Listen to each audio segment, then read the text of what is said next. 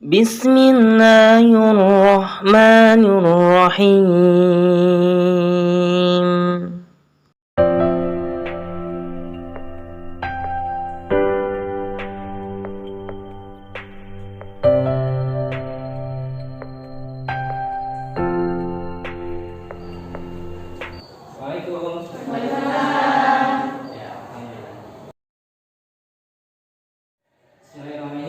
Assalamualaikum warahmatullahi wabarakatuh. Waalaikumsalam warahmatullahi wabarakatuh.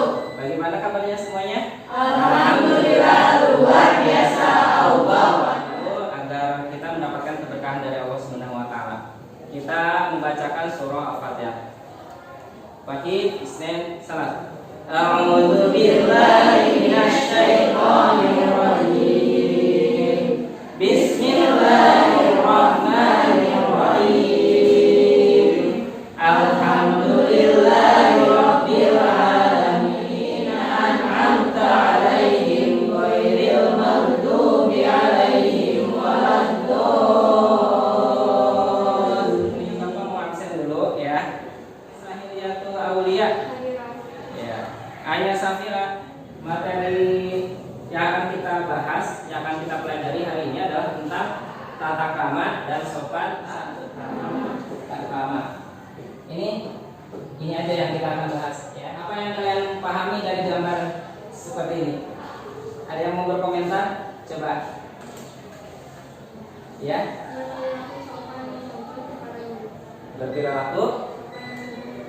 Berperilaku tata krama. Apa itu tata krama? Tata krama itu apa sih? Ada yang tahu? Coba, ada yang bisa ini? Tata krama itu adalah apa? Ada etika, ya, sikap, apa? Berperilaku, ya. Ada hadis yang menjelaskan begini: malam yarham sogirona wa ya'rif kabirona wa ya'rif haqqan kabirona falaysa minna. Perhatikan, malam yarham sogirona, barang siapa yang tidak menyayangi anak kecil, yang kecil, ya, wa ya'rif haqqan kabirona, dan tidak mengetahui, tidak memahami hak-hak orang dewasa, falaysa minna, maka dia bukan termasuk umatku, kata Rasul. Nah, di hadis ini dijelaskan bahwa intinya bahwa kita harus punya apa? Akhlak atau tata krama, ya. Tata krama terhadap siapa? Terhadap anak kecil ataupun orang dewasa, ya. Dan pernah Bapak mengatakan, ya, pernah Bapak menjelaskan bahwa pelajaran PA itu adalah pelajaran yang berhubungan dengan kehidupan kita sehari-hari. Nah, disadari ataupun tidak, kita pasti berhubungan. Seperti materi yang kita bahas saat ini tentang tata krama. Dimanapun, kapanpun, kita pasti berhubungan dengan sesuatu yang berkaitan dengan tata krama. Ketika kita berangkat dari rumah, ya, ada tata krama kepada siapa? Orang tua. Ketika kita di perjalanan, kita pun harus punya tata krama terhadap siapa? Teman, terhadap orang yang lebih tua juga kalau kita bertemu di jalan. Ketika kita sampai ke sekolah, kita pun harus punya tata krama terhadap siapa? Terhadap guru, ya, terhadap guru dan teman. Nah, begitulah tata krama pasti berhubungan dengan kegiatan ataupun kehidupan kita sehari-hari. Nah, untuk lebih memahami materi yang kita pelajari, Bapak bagikan 3, silahkan kalian berkumpul dengan kelompoknya masing-masing sesuai tadi sudah hitungan apa? Bilangan yang sama. Silahkan kalian bikin 3 kelompok. Bangkunya atau mejanya silahkan digeser-geser.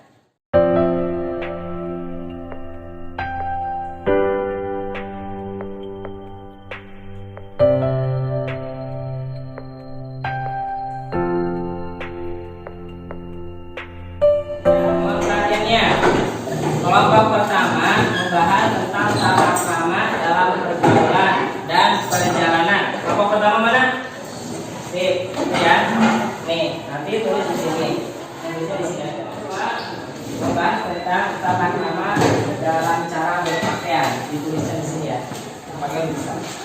Kelompok 3 membahas tentang tata krama dalam bertamu dan menerima. Ya, nanti tulis di sini. Silahkan kerjakan ya. Apa saja yang berkaitan dengan materi-materi yang sudah Bapak berikan tadi. Dan siapkan pertanyaan untuk kelompok lain ya. Mulai dari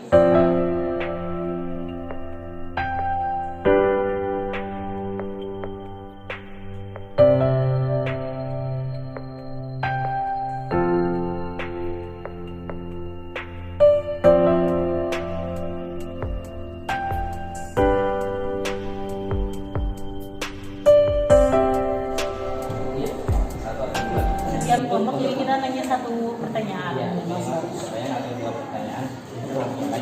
Ya. Paham ya? Terus kepada semua orang nanti di presentasinya contoh sebelum kepada Terus nggak usah sama dengan kata saya. Kalian kata-katanya beda aja ya. Tapi maksudnya kalau ada kesulitan silakan kalian bertanya ke Bapak ya. Kalau misalkan nggak paham,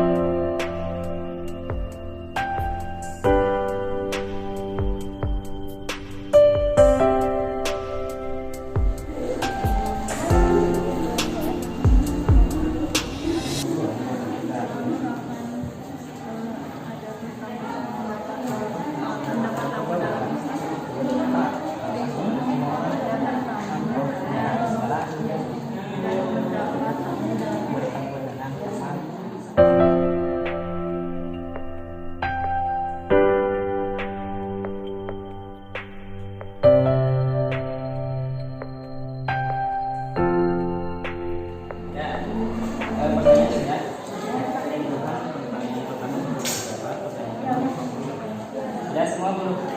Beres.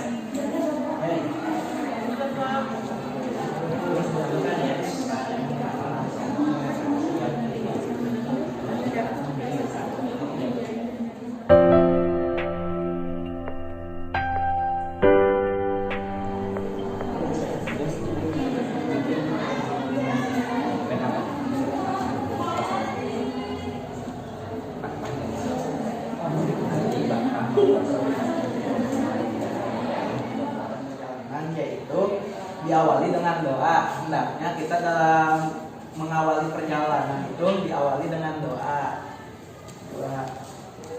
Membawa perbekalan yang cukup. Kalau tidak cukup nanti di jalannya kelaparan. Ya, bisa. Bersikap Silakan, siapa yang mau bertanya pada kelompok 2? Tata krama dalam pergaulan sangat penting dan mesti dilakukan oleh setiap muslim. Salah satu contohnya mampu menguasai diri dan mengendalikan emosi. Dalam situasi apapun bisa jelaskan apa yang dimaksud dengan itu? mengendalikan emosi dalam Situasi apapun. dalam situasi apapun yang terjadi. Bagaimana caranya? Caranya mengendalikan emosi. Cara mengendalikan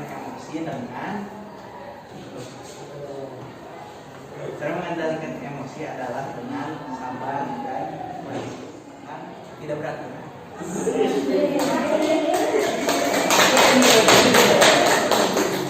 Ya, sudah tidak ada lagi. Ya, kita beri aplaus dulu untuk kelompok 1. Assalamualaikum warahmatullahi wabarakatuh. Waalaikumsalam warahmatullahi wabarakatuh. Memakai pakaian yang benar dalam bertata krama, yaitu yang pertama mendahulukan bagian kanan ketika memakai pakaian. Yang kedua, Yang lain kelompok 1. Mulai bertanya. Apa fungsi tata krama dalam berpakaian dari segi rohani? Fungsi apa yang kencang suaranya? Apa fungsi tata krama dalam berpakaian dari segi rohani? Ya, fungsi berpakaian tata krama berpakaian dalam kehidupan sendiri. Melindungi diri dari perbuatan maksiat. Ulang, coba yang jelas. Berpakaian apa tadi? Fungsi Segi rohani. Nanti. dapat menghindari kita dari perbuatan maksiat. Sip. Ya, ada Pertanyaan lagi? lagi? Ya, tambahan dan tambahan. Ya, ada. Ya, silakan untuk cukup pertanyaan jawabannya cukup. Sip. Ya, untuk kelompok 3 ada pertanyaan? Boleh. Apa sih tujuan tata krama dalam berpakaian? Baik, terima kasih atas pertanyaannya. Jadi tujuan berpakaian itu sama jawaban kami dari kelompok 1, yaitu menjauhi kita dari perbuatan maksiat yang dapat mengundang syahwat dari yang lawan jenisnya. Dapat juga menjaga diri kita dari membuat kita nyaman juga dan lain-lain. Ya, sip. Ya, sudah tidak ada lagi pertanyaan? Ya, kalau sudah, kita beri aplaus dulu untuk kelompok 2. Assalamualaikum warahmatullahi wabarakatuh. Waalaikumsalam warahmatullahi wabarakatuh. Di sini kami akan mempresentasikan hasil diskusi kami. Kita lakukan ketika kita bertemu dan orang yang akan kita temui tidak ada di rumah. Orangnya keluar dia ada keluar kalau ada. Oh, orangnya nggak ada. Iya. Oh, kalau biasanya pertama kita kan ketuk pintu nih, nggak ada yang keluar. Lalu biasanya karena sekarang zaman sudah canggih, jadi biasanya kita akan telepon dulu, tanya dulu, ya yang punya rumahnya kemana, dan kalau misal tidak ada di rumah, kalau bisa disampaikan lewat telepon atau apa ya disampaikan lewat telepon. Kalau misalkan tidak bisa atau kurang sopan, ya tunggu yang punya rumahnya pulang. Merasa cukup puas hari ini. Alhamdulillah kalian bisa berdiskusi dengan kelompok masing-masing dan bisa memberikan pertanyaan ataupun menjawab pertanyaan. Kita aplaus untuk kita semua. Ulang kembali ya materi yang tadi kita diskusikan, dan tadi ada beberapa pertanyaan dari teman-teman kalian, ya. Di antaranya, apa fungsi atau tujuan dari cara berpakaian? Fungsi secara rohani ya. Nah, sebenarnya fungsi cara berpakaian, tata krama dalam berpakaian ada dua. Satu dari segi jasmaninya, kedua segi rohani. Segi jasmaninya apa? Adalah menutup aurat. Segi rohaninya apa? Supaya terhindar dari perbuatan maksiat. Kalau perempuan misalkan terbuka auratnya, ya, berarti dia melakukan maksiat dan mengundang maksiat orang lain. Paham nggak? Nah, ulangi, dari segi jasmani menutup aurat. Dalam menutup aurat pun, perhatikan, menutup aurat pun ada dua. Satu, bentuk auratnya, ya. Menutup aurat, pertama menutup bentuk aurat, ya. Kedua, menutup auratnya sendiri. Paham nggak? Satu, menutup auratnya. Menutup aurat artinya misalkan perempuan dari rambut ya sampai kaki. Rambut yang kelihatan aslah keburukan dengan kebaikan. Ya, paham? Begitu. Sip. Nah, itu ulasan materi pada hari ini. Mudah-mudahan kita semua bisa memahaminya, kalian semua bisa paham materi yang kita pelajari hari ini dan bisa mengamalkan materi kita hari ini dalam kehidupan sehari-hari. Kita akhiri dengan bacaan hamdalah sama-sama. Alhamdulillahirobbilalamin. Subhanaka Allahumma wa bihamdika asyhadu an la ilaha illa anta astaghfiruka wa atubu ilaik. Billahi taufiq wal hidayah. Wassalamualaikum warahmatullahi wabarakatuh.